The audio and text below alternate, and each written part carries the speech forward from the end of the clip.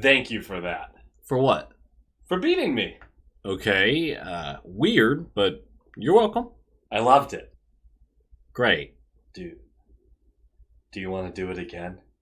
No, I think I'm good. Please?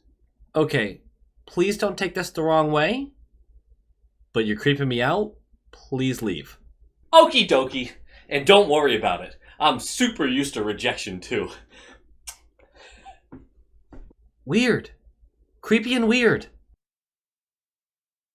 Low quality fans of a high quality Bruins team that is a dub. You love to see it. You love to see it. People discredit wins against bad teams, and I love them. First of all, because I like winning a lot. And second of all, because if we hadn't beaten the bad team, you'd be throwing your poop at a wall in anger. I don't know. That's a weird place to take it to. But we get the win against a team we should beat, which are exactly the wins we really need while everyone is recovering from every injury known to mankind. We have a lot of injuries, and they're mounting, but as long as we keep winning, I don't care. Those of you who are on the Discord and on Twitter, and if you're not, check them out, you'll already know this, but I'm going to say it, which is why this video is so delayed. It has been a very difficult day in the low-qual household. We said goodbye to a family pet today.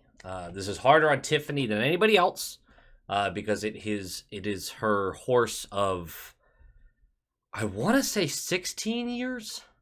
It's a very long time. It's a tough situation. This morning around 9 a.m. is when it all went down. Thank you to those who reached out and all of that good stuff. We're going to look past it right now like a good Irish man. I'm just going to repress it. And we're going to talk about hockey and enjoyment because I use this and you guys use hockey. I mean, obviously you love it, but you use it to also kind of filter out the real world and enjoy something like that. And I mean, I got to watch the game just a couple hours ago. I started watching it, and man, what a game. It showed us a couple things about this team that you love to see. It was a depth game, which you love to see.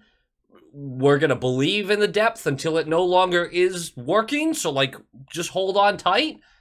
There's a lot to like about this. Swayman gets a start. He's going to face Vejmelka, who... Vejmelka's coming off of I want to say, 57 save performance. I think it was 63 shots, 57 saves, I think.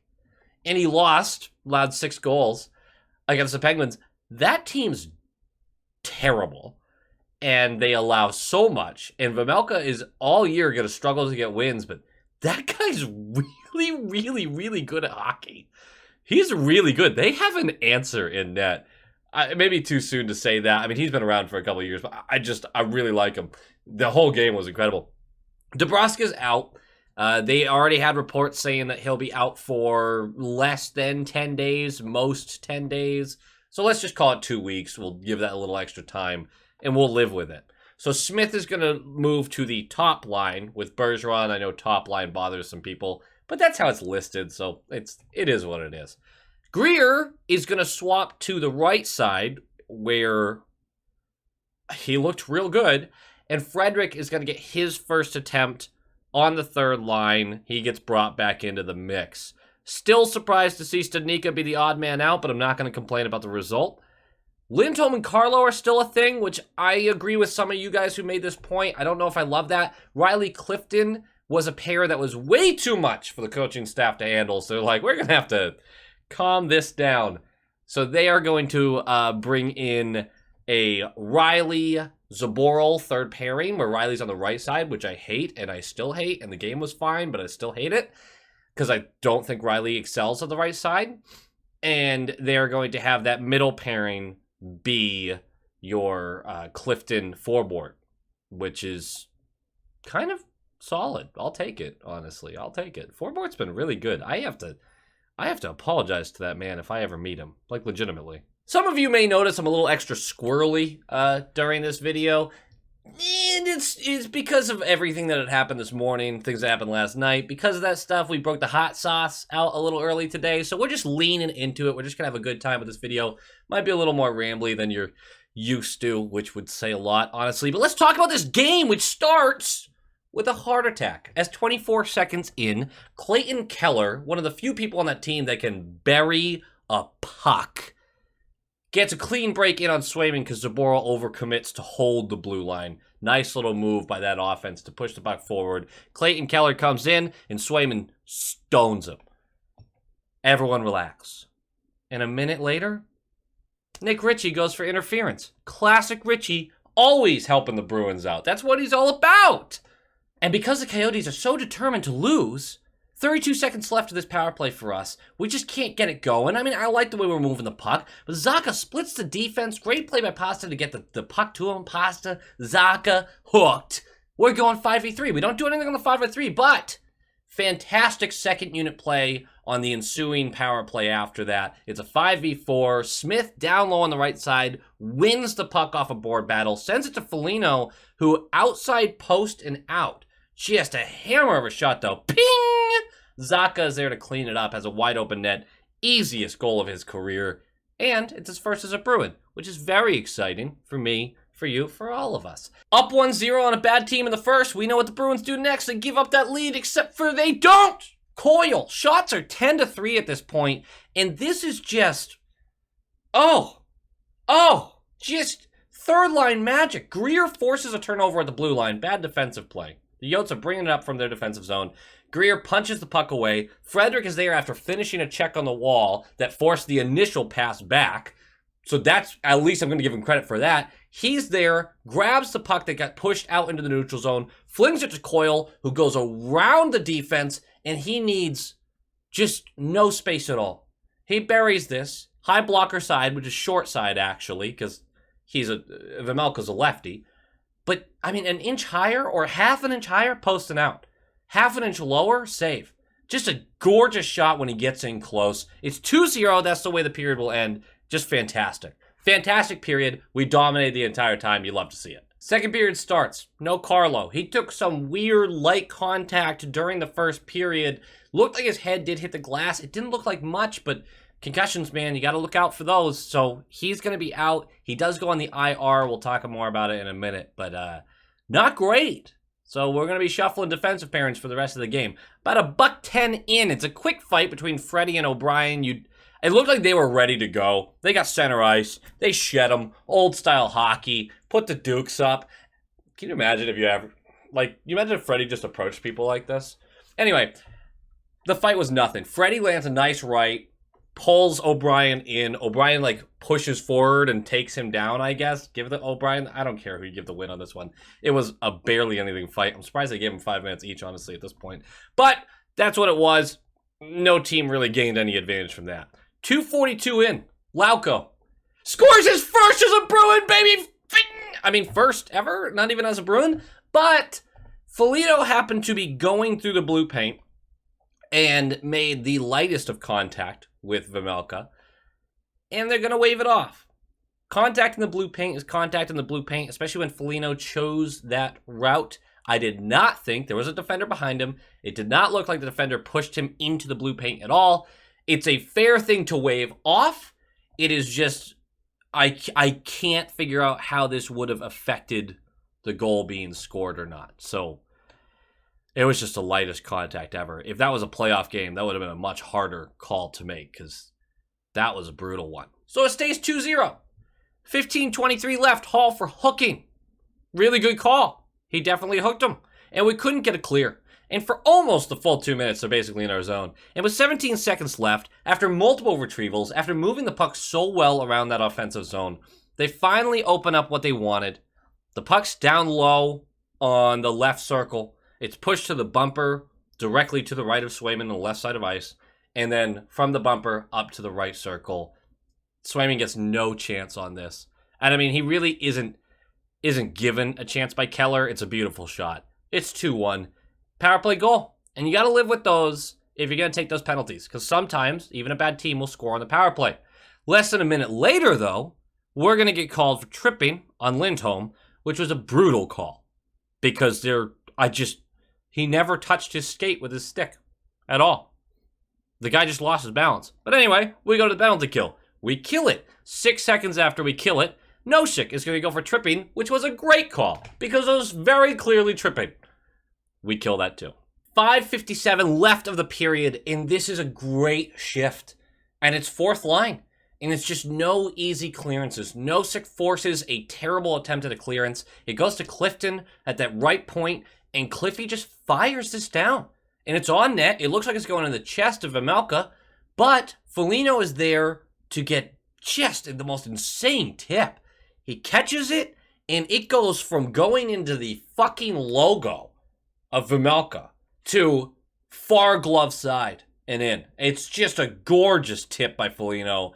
It is back to 3-1. It's going to end that way. The period's going to end that way after one more Swayman breakaway save, which you love to see. You feel great going up 3-1, going into the third period against a terrible team, and under 3 minutes in, Ritchie wins a race to the boards behind Swayman. Nick Ritchie wins a race to the boards. Krejci was the one trailing, so that kind of makes sense. Then Zaboral, who admittedly has not been as good as I expected him to be to start this year, has the puck with him coming into the bottom right circle. And instead of just going up the wall or passing it up the wall, he backhands it diagonally toward the slot, directly into a Yotes player, forces a turnover, mad scramble, the Yotes have the possession, and they whip it across to the far circle where it is just easy pickings for Josh Brown. It's an easy goal, and it's 3-2. And you go, okay, well, it's not going to get worse. And initially it doesn't. 4 minutes in, Foligno draws a hook. Power play. Don't like the call. I don't think it was a great call. It looked like stick on me, but hey, we're going to take those. And as the power play is about to expire, I'm pretty sure this still counts as a shorthanded goal. Zacha, just last guy back on this power play, and he passes a very, very easy to intercept pass. A very telegraphed pass up the right side, and Gostisbehere just grabs it and goes down in on Swayman, head fakes, which I love the head fake. It's a classic move, and then buries it 5-hole. And it's 3-3 shorthanded goal, and you go, hey, we are 6 minutes into the third period. What the fuck? What does a good team do here? What does a good team do when they allow a bad team back into the game because of silly mistakes? Because you've hit the post 4 times, and the other team just kept grinding away and got a couple of them. You shut the fuck up, and you win the game. That's what a good team does. And that's exactly what the Bruins did. The remaining 14 minutes of this game, the Bruins dominated play. They didn't allow shit. And yeah, there was 1 or 2 little moments here or there, but just tightened everything about their system and crushed them. That's what a good team does. 10:32 left in the period. There's a few minutes of domination before this, and this is where you see Jim Montgomery's difference of style. We're in the zone. We're pushing. Second line careening down. Second line still the Krejci line right now. I know it's the best line, but it's Krejci is second. It's the second line. Forbort and Clifton are down and in. We're not using the full zone and stretching them out to the blue line. No, they are at the tops of the circles. And they're ready to back up, but this is pressure building. And it's just a nice play. It's a pass to Forbort from the bottom right up to the left circle. And he just beats Vejmelka in a shot that we have not seen go in all game because Vejmelka's been so good. Just beats him low blocker, which is far side. Easy peasy. 4-3. And it's that kind of pressure as it builds and tightens. And rather than keeping it so loose, which we like to do with guys like Pasta and Hall who can beat guys one-on-one, they need that space. But sometimes having that layer push forward, especially when the Yotes aren't confident in getting behind them, even though that's kind of exactly what they should be doing, because that's how they're going to win games, let's be honest. that it just tightened to the point of like we had such control of this puck that we did not need to hesitate. And I thought that was impressive. I thought that was something I really noticed about the style in this game. So that's 4-3, 7-11 left, and Greer's first. Just an excellent shot. An excellent game by him in general. Had he not scored, we wouldn't have cared. Excellent game by him. He could have had a hat trick, honestly. It's a great dish by Lindholm, who's hesitant in our zone, waits it out, sees that Greer's not really being covered high and left side in the neutral zone, chucks it up to him. Greer comes across that left circle, and it's just a bullet low. And it's low far side, and it's 5-3, just like that. Greer also gets the empty netter. So 6-3 final, 2 goals for Greer. One thing about Greer's first, he immediately takes the crest and kisses it after his first goal as a Bruin. I like guys who like being a Bruin. Excellent! You want to be a fan favorite? That's how you do it. You kiss that crest? I'm right there with you, buddy. Game notes! Like, comment, subscribe. Got him at the end there. Game notes, seriously. What do good teams do when they give up a lead? I mean, I already did a whole spiel about it. They win the game. They tighten the belt. They make things happen. And Jim Montgomery's decisions are far different than Cassidy's because we opened up offensively rather than Cassidy's plan of, well, we'll lock it down and then we'll get a transition goal or something like that. I'm not saying that Montgomery's a better coach than Cassidy. I think they're both very good. I was excited about the Jim Montgomery hire. I saw a few people be like, who the fuck is this guy? I'm going to forgive you for that, obviously, because he had a weird little blip in his career. But he's a very good coach, and he comes from a very good background. The different style is refreshing, and I don't think I'm the only person. I know I'm not the only person that feels that. The injuries are mounting. But defensively, I'm a little worried. But I mean, offensively, I still have guys I want to call up.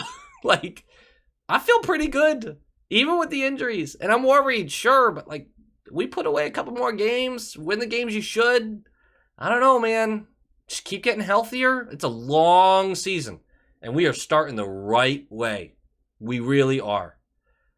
DeBrusk likely back in a couple weeks. Carlo on the IR is out at least 7 days, so we'll just see. We'll see what happens. Renuff has been recalled. He's been brought up. I don't like that decision, but he plays a different style than Ashawn, which Ashawn would be your next guy. And Renuff is the big kid, right? And we have a lot of puck movers on the defense right now. I get it. I get why they did it. They need more stability. It's just that Renuff was really bad in the preseason. So anyway, Zaboral needs to pick it up if these are the injuries that are going to keep coming. He needs to be better. And I have not enjoyed exactly what he's done. Hopefully he does pick it up because I believe he has it in him. I just thought he'd look a little better through 2. But that does it for me, guys. Like, comment, subscribe. Said it again. This is a great start to the season. The 82-0 dream is still alive. You can make fun of me for it, but at least it's still alive. Yeah. Go Bees!